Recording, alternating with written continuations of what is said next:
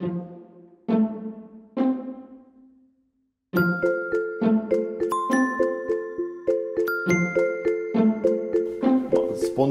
motoriku sledujeme.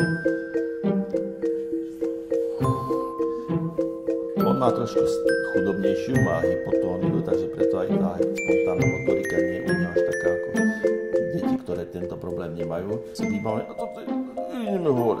Vidíte, toto je otázka tej hypotónie, ten zavolatený chrbát. Posadíme sa, priťahuje sa pekne, do kopka ide, ale ten chrbát je slabý, je tam kyfóza. Toto chvíľu necháme, aby sa dotiahol sám. Kopľa, ale on je dobrý, fajn. Už je lepší, ako bol pri prijatí. Či ide rukou, ale či aj nohou. Aj nohou nakročuje.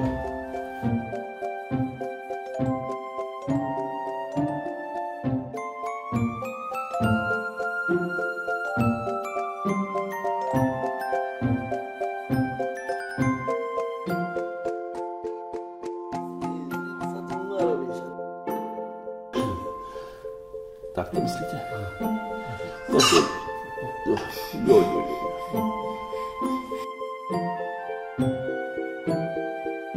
Tam je tá hypotónia aj axiálna, čiže má vysoké ťažisko, ten oporný bod je až na hrudníku. Ale nemá žiadne kontraktúry. V rôznych polohách sa vyšetruje dieťa. Už sa vzopiera, ale ešte sú tie úchopy toto na nohách.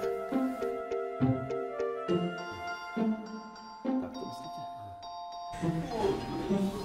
Takto.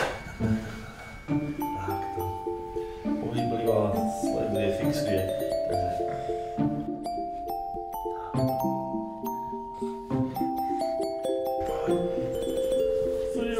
Napínají ty svaly.